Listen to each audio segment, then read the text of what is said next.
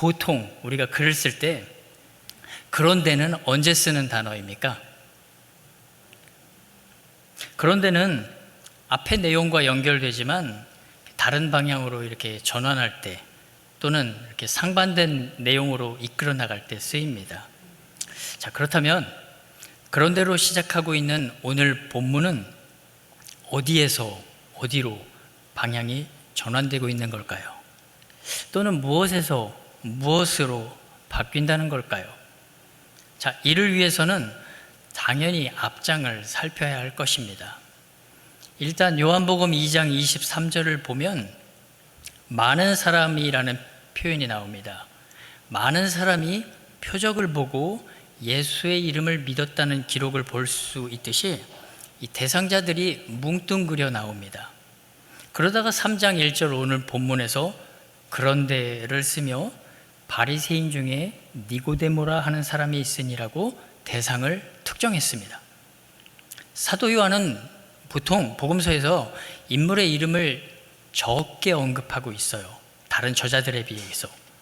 그런데 여기 특정한 니고데모를 써주면서 이렇게 좁아지고 있다는 것에서 보면 이 니고데모라는 인물이 좀 다른 인물인가? 라는 생각을 하게 됩니다. 그렇다면 정말로 이 니고데모라는 사람은 그런데를 쓰며 기록할 가치가 있는 사람일까요? 하나만 더 봅시다.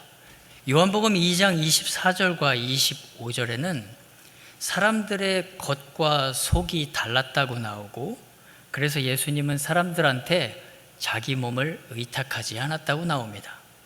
그러다가 3장 1절에 그런데를 넣었다는 것은 다음으로 나올 사람이 앞에 많은 사람과는 좀 다른 사람임을 암시해주고 있는 것 같기도 합니다. 자, 이렇게 일반 사람들과 본문의 니고데모가 다를 것이라는 암시에서 보면 그런데는 사실 그러나에 더 가깝다고 볼 수도 있겠습니다. 그렇다면 정말로 이 니고데모라는 사람은 그러나를 쓰면서까지 성경 독자들에게 이야기를 들려줄 가치가 있는 사람일까요? 자, 니고데모. 이 사람은 본문에 따르면 바리새인이고 유대인의 지도자입니다. 예수님은 그를 두고 이스라엘의 선생이라고도 부르셨습니다. 이런 사람이 왜 예수님을 찾아온 걸까요? 물론 니고데모는 예수님을 찾아온 목적을 이렇게 시원하게 드러내진 않았습니다.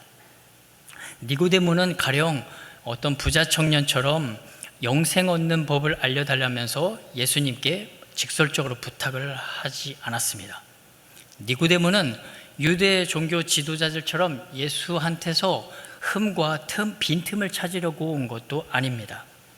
니고데모는 하혈이 멈추지 않는 병을 가진 여인이 자기 병을 고치고자 예수님의 옷자락을 만진 것도 아닙니다. 이 사람은 회당장 야이로처럼 자기 딸을 살려달라고 부탁하러 온 것도 아닙니다. 로마 백부장처럼 자기 종을 고쳐달라고 온 것도 아닙니다. 니고데모는 세례 요한처럼 제자들을 보내서 오실 그분이 당신입니까? 라고 물어보지도 않았습니다. 니고데모는 와서 뭐라고 입을 열었습니까? 2절에 있죠. 랍비여, 우리가 당신은 하나님께로부터 오신 선생인 줄 아나이다. 하나님이 함께 하시지 아니하시면 당신이 행하시는 이 표적을 아무도 할 수 없음이니이다. 라고 예수님께 말 걸었습니다. 이 말이 차라리 질문이었다면 그 질문 속에서 어떤 목적과 의도를 끄집어낼 수도 있을 텐데 이 니고데모 입에서 나온 첫 언급은 그냥 단순한 진술이에요. 예수님에 관한 긍정적 평가예요. 그래서 뭘 어쩌라는 건가요? 그렇다고 할지라도 우리는 이 언급에서 니고데모의 긍정적인 면들을 좀 찾아볼 수는 있습니다. 아주 짧게 세 가지를 볼 수 있는데 니고데모는 예수님의 모습에서 다른 종교 지도자한테서는 볼 수 없는 하나님의 흔적을 발견했다는 겁니다. 하나님께로부터 온 선생님이라고 말이죠. 놀라운 고백이지 않습니까? 자, 한번 생각해 보십시오. 여러분은 예수님이라는 이름을 처음 들었을 때 혹은 뭐 교회 나와서 성경 말씀을 뭐 이렇게 조금 읽기 시작할 때 예수님이 살다 가신 모습들을 조금씩 알게 되면서 정말로 예수님이 하나님께로부터 온 선생님이라고 하나님의 흔적을 발견하셨습니까? 그게 그렇게 쉽진 않았겠죠. 지금 2절까지의 니고데모는 성경이 궁극적으로 요구하는 구원자, 구세주, 예수님에 대한 확실한 믿음은 없지만 다른 이들과는 그래도 무언가 다르다는 것은 좀 분명해 보입니다. 이 정도만 돼도 바리새인으로서는 쉽지 않은 고백입니다. 왜냐하면 바리새인들은 그 누구보다도 이 자의식이 강한 사람들이었기 때문이에요. 자의식이 강하면은 남의 것 잘 안 받아들이잖아요. 이 사람들은 특히나 하나님의 백성을 선도한다는 자부심이 있었습니다. 하나님의 율법을 가장 잘 알고 있다는 자신감도 있었어요. 그리고 율법을 철두철미하게 지키며 산다는 자존심으로 똘똘 뭉쳐 있었습니다. 그런데 니고데모는 지금 예수님 앞에 한 수 접고 들어온 겁니다. 니고데모는 일단 예수님한테 자기 자존심을 접고 이제 머리를 수그리고 들어온 겁니다. 자, 그러면서 니고데모는 둘째를 보자면 예수님이 베푸시던 기적을 통해서 하나님이 그와 함께 계심을 발견했다고 합니다. 하나님이 함께 하시지 않으면 이런 일이 있을 수 없다라고 말이죠. 이 니고데모 언급에는 우리가 앞에 문맥, 즉 2장과 연결시켜 보게끔 만드는 단어가 나오죠. 이런 일을, 결국은 표적을 말하고 있는 거예요. 니고데모는. 이 표적 때문에 니고데모는 예수님을 찾아와서 다짜고짜 예수님을 칭찬한 이유이기도 합니다. 무엇이었나요? 뭘 생각했을까요? 니고데모는 요한복음의 2장에는 첫 번째 기적사건, 가나 사건이 나오지 않습니까? 포도주 사건을 비롯해서 예수님께서 몇몇 표적을 행하셨다고 나와요. 니고데모도 이런 표적들을 마음에 담아두었던 것 같습니다. 그리고 그런 표적을 통해서 하나님이 함께 하시는 분이라는 것을 느꼈습니다. 셋째, 조금만 더 가봅시다. 계속해서 2절인데 니고데모는 예수님께서 행한 일을 두고 아무도 할 수 없는 일이라고 고백했습니다. 이 말 또한 바리새인으로서는 좀처럼 나오기 힘든 고백입니다. 왜냐하면 바리새인들은 이 기적이 예수에게서만 나온다고 생각한 사람들이 아니에요, 사실. 바리새인들은 기적을 믿었습니다. 믿을 뿐만 아니라 심지어는 기적, 예를 들어 퇴마 혹은 죽기를 행하던 사람들입니다. 바리새인들은 아주 먼 옛날 모세 기적에서부터 시작해서 여러 선지자가 보여줬던 기적들을 익히 들어 알고 있었습니다. 그런 기적은 하나님이 언제든 일으킬 수 있다고 믿었습니다. 그렇기에 바리새인들은 예수의 기적을 두고도 자기들한테도 언제든 일어날 법한 일의 하나로 대수롭지 않게 여겼을 것입니다. 그래서 마태복음 12장 같은 데를 보면은 이 바리새인들이 예수님한테 기적을 보여달라고 얘기한 거예요. 그리고 이 사람이 지금 하나님 힘이 아니라 마귀의 힘으로 지금 이적을 행하고 있다고 지금 평가절하하고 있는 겁니다. 수근수근 아주 말이 많은 거죠. 그렇다면 바리새인들은 예수를 자기들과 좀 비슷한 수준으로는 평가할지언정 자기들보다 출중한 인물 혹은 자기들이 믿고 따라야만 하는 인물로 대하기는 어려웠을 겁니다. 모세의 출애굽기만 보더라도 모세의 출애굽기에 처음 모세가 바로를 찾아갔던 때가 생각나십니까? 이집트 바로의 주술사들도 나오는데 그 주술사들도 모세가 보였던 기적을 처음 몇 개는 따라했어요. 기억나시죠? 그래서 이집트 왕 바로는 모세의 기적이 별것 아니라고 코웃음 쳤던 거예요. 그래서 모세의 말을 안 들었던 측면이 있습니다. 바로는 자기 부하들도 언제든 기적을 보일 수 있다는 믿음 때문에 하나님의 기적에 대해 마음을 굳게 닫았습니다. 이처럼 기적이 있다는 걸 시인하는 대다수 바리새인도 예수님의 기적에 대해서 코웃음치며 마음의 문을 닫았을 것이 뻔합니다. 자기들한테도 가끔 혹은 자주 일어나는 일이고 본인들 가운데서도 비슷하게 할 수 있는 사람들이 있었기 때문입니다.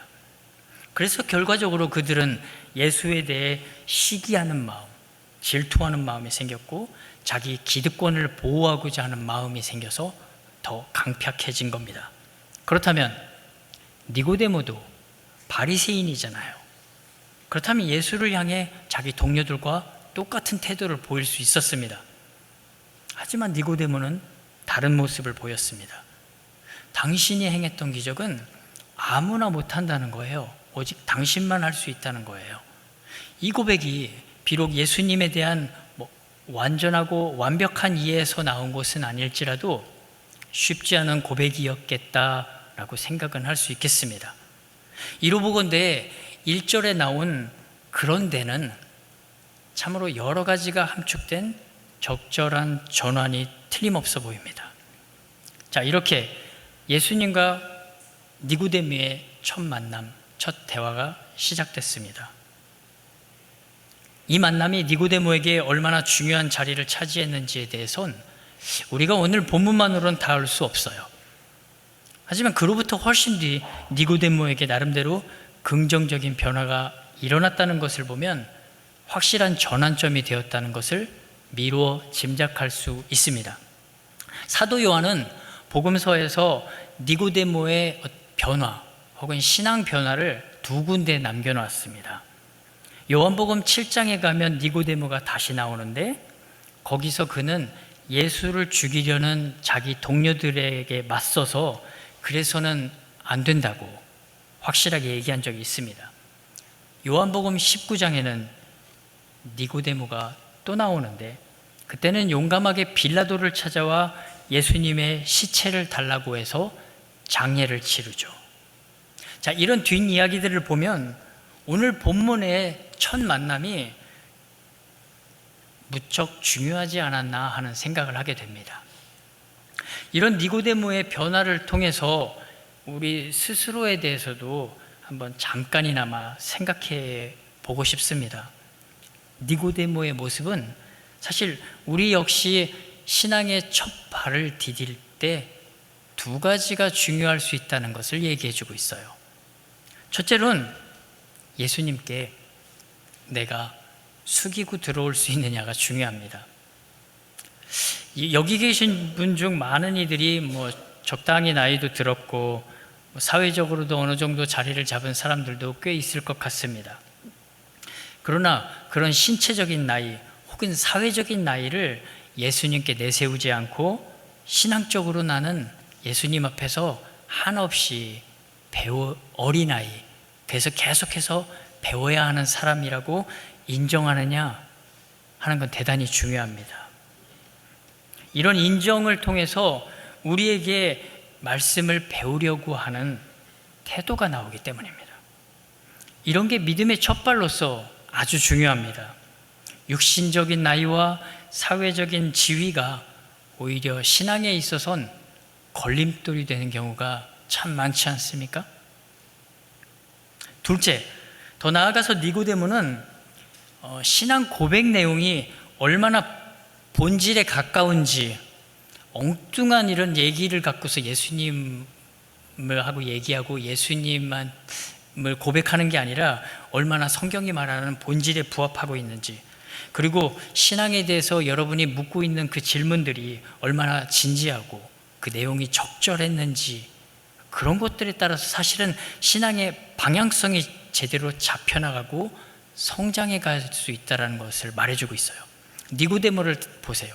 앞에서 잠깐 세 가지를 말씀드린 것처럼 니고데모는 예수님을 하나님으로부터 오신 분, 그리고 하나님이 함께 하시는 분이라는 고백을 했습니다.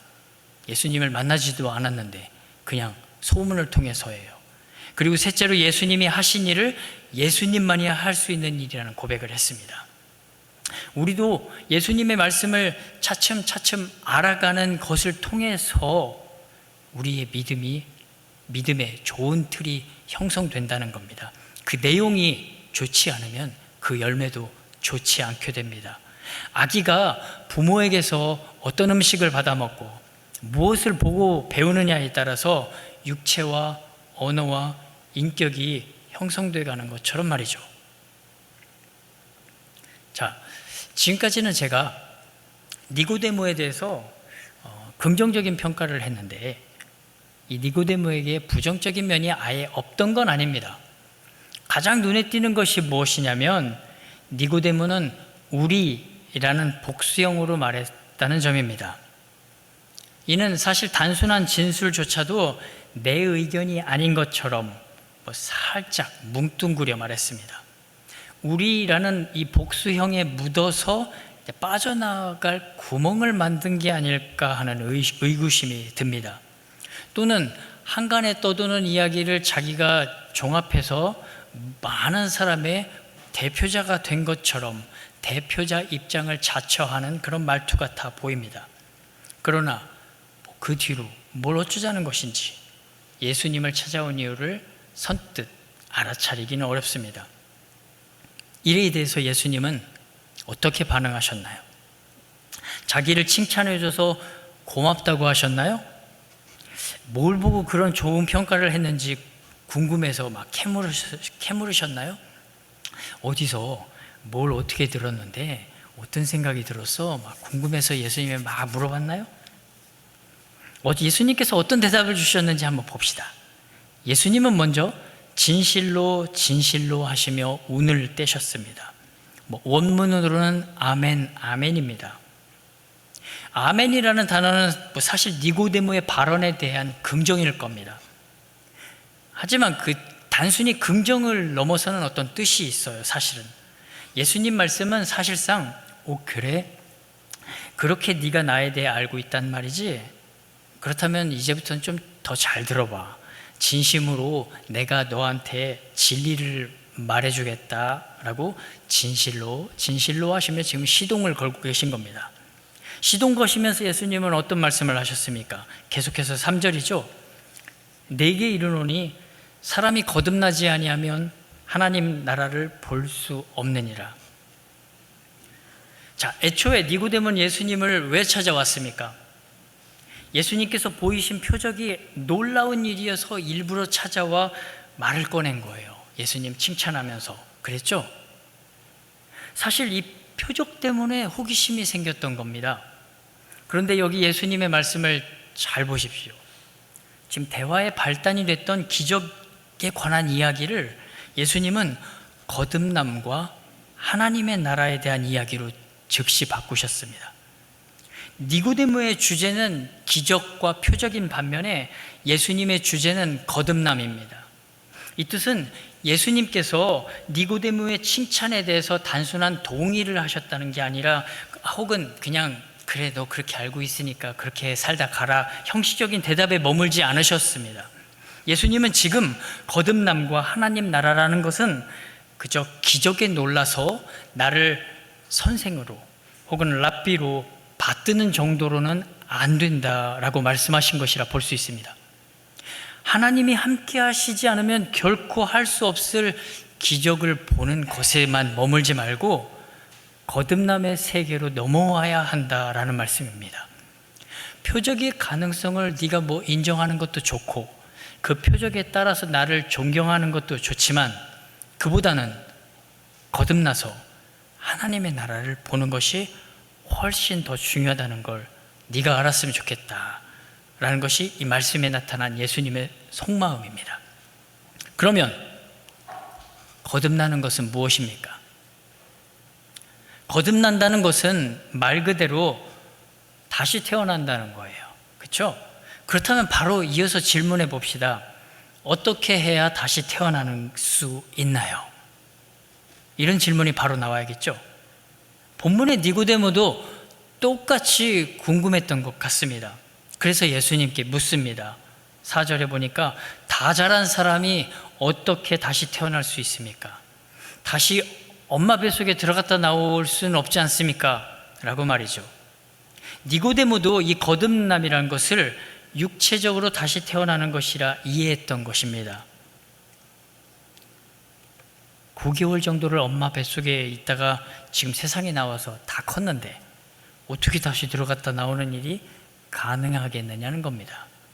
이에 대해서 예수님의 대답을 들어보겠습니다. 진실로 진실로 5절에 내게 이르노니 사람이 물과 성령으로 나지 아니하면 하나님의 나라에 들어갈 수 없느니라. 니고데모는 정말 궁금했어요. 그래서 물었습니다. 어떻게 다시 태어나야 합니까? 어떻게 거듭나는가 하는 방법을 물었습니다. 그래서 그런지 예수님도 거듭남에 대한 정의를 먼저 말씀하시기보단 그 방법에 관해 먼저 말씀하신 겁니다. 즉 예수님은 어떤 방법을 말씀하셨나요? 물과 성령으로써입니다. 그렇게 태어나야 하나님의 나라에 들어갈 수 있다고 방법에 대해서 말씀하셨습니다. 거듭나는 방법은 물과 성령으로써입니다.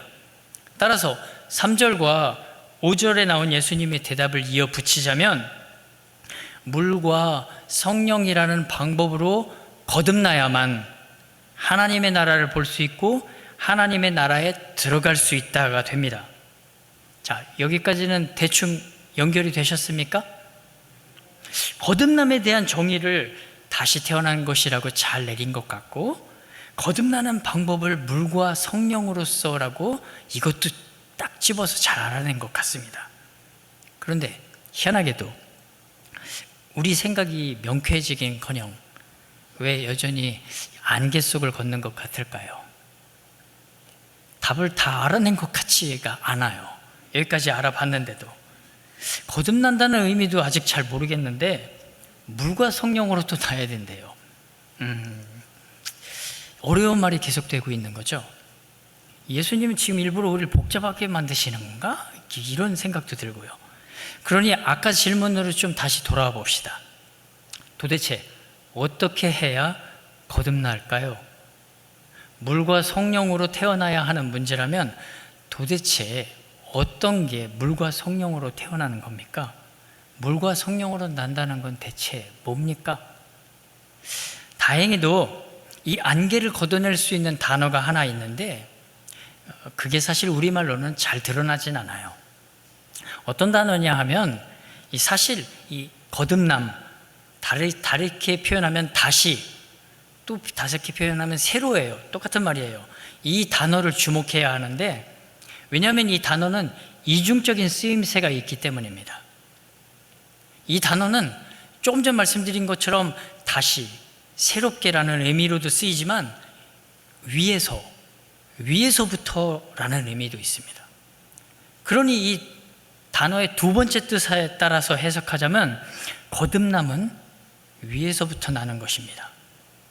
물과 성령으로 나는 것도 결국 위에서부터 나는 겁니다. 이렇게 위에서부터 태어난 사람이 하나님 나라를 볼 수 있고 하나님 나라에 들어갈 수 있다는 말이 됩니다. 자, 여기까지도 대충 다 이해되셨죠? 근데 또 여기에서만 멈추면 다시 알쏭달쏭하게 될 수밖에 없어요. 왜냐하면 위에서부터라는 단어도 추상적이잖아요. 위에서부터, 옥상에서, 아니면 하늘에서, 우주에서. 자, 그래서 니고데모도 9절에 보니까 어떻게 그런 일이 있을 수 있겠습니까? 라고 계속 묻는 거예요. 이해가 안 되는 거죠. 인간적인 반응을 보였습니다. 도대체 어떻게 위에서부터 태어난다는 말일까요? 여기서 말하는 위는 분명 하늘을 말하는 것 같기는 한데 정확히 뭘 가리키는 걸까요? 정말 정확하게. 이런 우리의 물음처럼 예수님도 유대인의 선생이란 사람이 이해를 못해서 그런지, 답답해서 그런지 그 다음에 좀 혼내셔요. 그게 이제 10절, 11절, 12절 말씀입니다. 그런 다음에 예수님은 이제 핵심으로 들어가기 시작하십니다. 13절에서 15절까지인데 하늘에서 내려온 자 곧 인자 외에는 하늘에 올라간 자가 없느니라. 모세가 광야에서 뱀을 든 것 같이 인자도 들려야 하리니 이는 그를 믿는 자마다 영생을 얻게 하려 하심이니라. 자, 이제 니고데모의 앞에서 나눈 대화와 이 말씀이 어떻게 연결되는지 감이 잡히십니까? 위로부터 태어난다는 것을 예수님께서는 지금 하늘에 올라간 자, 하늘에서 내려온 자, 그리고 다시 하늘로 올라갈 자라는 말을 하면서 뭔가를 분명하게 얘기해 주셨어요. 위에서부터 태어나는 게 뭔지, 위에서 태어나는 방법은 또 무엇인지를 이제야 명확하게 말씀하셨습니다. 위에서부터 태어나기 위해서는 우리가 위에서부터 태어날 수 없기 때문에 위를 바라보라는 말씀이에요. 그럼 그 위를 바라보면 인자가 보인다는 거예요. 인자는 누굽니까? 예수님 자신이 보일 거라는 뜻입니다. 인자 예수님만이 하늘에 계시던 분이었고, 예수님만이 하늘에서 내려왔으며, 예수님만이 다시 십자가 위에 달려 올라갔다가 죽으셨다가 또다시 올라가실 분이기 때문입니다. 거듭나는 방법, 다른 말로 물과 성령으로 다시 태어나는 방법, 또 다른 말로 위에서부터 태어나는 방법은 하늘에 계셨던 분을 보는 방법밖에 없습니다. 위에서부터 내려온 예수님을 믿고 의지하는 방법밖에 없습니다. 그래서 모세가 광야에서 지팡이로 높이 들었던 뱀을 보고 이스라엘 백성들이 나았던 것처럼 십자가에 못 박혀 높이 들린 나를 보라, 높이 들릴 나를 보라고 지금 말씀하고 계신 겁니다. 예수님을 보는 길 외에 거듭나서 새롭게 살아나는 다른 길은 없습니다. 거듭나는 길은 하늘에서 인간의 몸을 입으시려고 이 땅에 내려오신 예수님을 믿고 의지하는 길밖에 없습니다. 거듭나는 길은 십자가에 높이 달려 돌아가셨다가 무덤에 장사되셨으나 하나님께서 다시 하늘로 들어 올리신 예수님을 의지하는 길밖에 없습니다. 여러분, 이 방법 말고 인간이 위에서부터 태어나는 방법은 없습니다. 하늘에 계셨던 분도 한 분이시고 하늘에서부터 내려오신 분도 한 분이십니다. 인간을 위해 지상 위 십자가에 달리신 분도 한 분이시고 땅에 묻히셨다가 원래 계셨던 하늘로 다시 올라가신 분도 한 분이십니다. 그분이 바로 예수 그리스도이십니다. 그분을 믿으면 거듭날 것입니다. 그분을 믿으면 구원을 받을 것입니다. 그분을 믿으면 하나님 나라를 볼 것입니다. 그분을 믿으면 하나님의 나라에 들어갈 것입니다. 자, 이제 마무리해 봅시다. 하나님은 우리가 예측하지 못하는 수많은 계기를 통해서 구원과 생명과 성경 말씀에 관심을 두게 만드실 수 있습니다.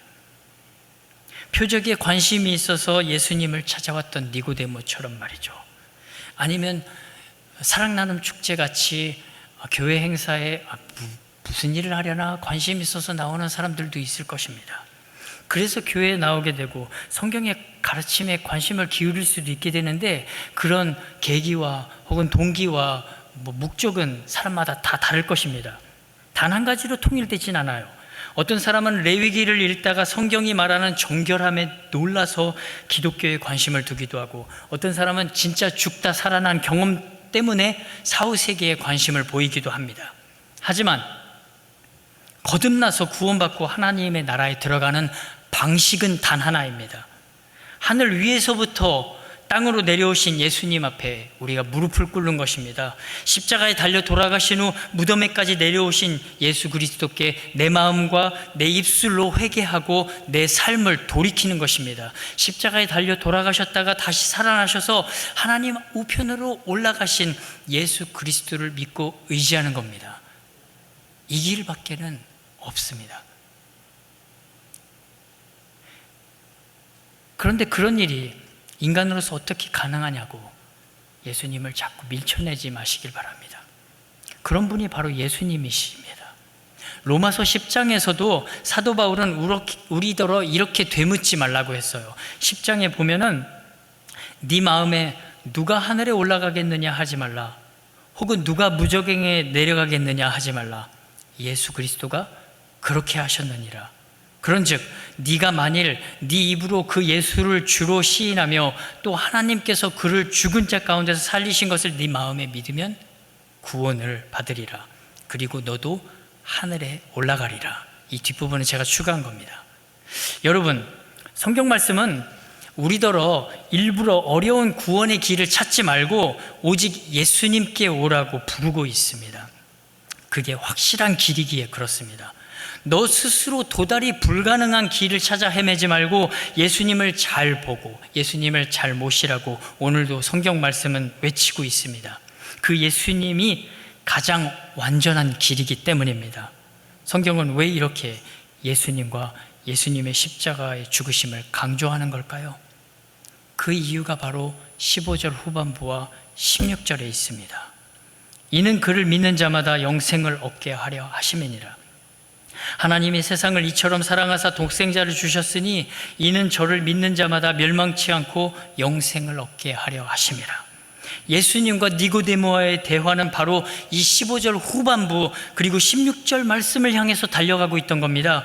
요한복음 3장 말씀은 16절 말씀만 뚝 떨어뜨려서 암송하거나 암송하면은 그 의미를 완벽하게 받아들일 수가 없습니다. 니고데모의 사고방식, 그게 바로 우리의 일반적인 사고방식이라는 것을 인정하고 다 내려놓았을 때 바로 3장 16절 말씀이 더욱더 깊게 다가오는 겁니다. 그렇게 읽어 내려가다가 니고데모 같은 인간적인 사고방식을 뛰어넘어서 내가 상상할 수도 없는 방식으로 일하신 하나님을 봐야 하는 겁니다. 그리고 그런 하나님의 사랑 방식을 우리는 붙들어야 하는 겁니다. 하나님이 세상을 이처럼 사랑하셨다고 말이죠. 이처럼은 독생자를 죽기까지 내버려 두신 그 사랑의 강도, 얼마나 그 사랑이 크신가를 말하기도 하지만 이처럼은 이런 방식으로 여러분을 사랑하셨다는 뜻도 되는 겁니다. 영어로는 in this way입니다. 이런 방식으로 니들을 사랑했다는 거예요. 모세가 광야에서 뱀을 들어 올렸고 그걸 바라본 사람만이 살았듯이 인자도 그런 방식으로 들릴 것이다라는 거예요. 그런 방식으로 하나님은 하나님의 독생자를 너희에게 주셨다는 겁니다. 그렇게 독생자를 주신 방식으로 지금 너희들을 사랑하고 있다라는 말입니다. 자기 외아들을 이 땅에 주신 방식으로 우리를 격하게 사랑하셨다는 얘기가 됩니다. 생각지도 못한 이 하나님의 사랑의 방식, 바로 이걸 잘 붙드셔야 합니다. 거부해서는 안 되는 이 사랑을 굳게 붙드시길 바랍니다. 우리가 상상할 수 없었던 방식으로 예수님을 통해서 우리를 구원하시려는 이 하나님의 방식을 인정하십시오. 그리고 진심으로 받아들이시기를 간절히 부탁드립니다. 이런 하나님의 가르침이, 성경을 통한 하나님의 가르침이 여러분 안에 얼음처럼 꽁꽁 얼어붙어 있지 않기를 바랍니다. 평생을 예수님과 더불어서 끝까지 예수님이라는 길 위에서 끝까지 잘 가시기를 간절히 부탁드립니다. 기도하겠습니다. 하나님의 은혜에 감사드립니다.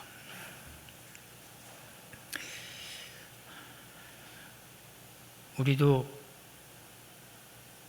니고데모처럼 이해하지 못했던 사람들입니다. 그런데 이해하게 해주셨습니다. 예수님을 받아들이게 해주셨습니다. 그래서 감사드립니다. 이 예수님이 하찮아지지 않도록 늘 사랑하게 해주시옵소서. 예수님이 하찮아서 이제는 다른 경험도 필요하고 다른 기적도 필요하고 다른 신비로운 그런 경험도 필요하다고 다른 길로 가지 않도록 도와주시옵소서. 오직 말씀이신 예수 그리스도 안에 우리가 늘 붙들려 있기를 간절히 원합니다. 예수 그리스도 이름으로 기도드립니다. 아멘.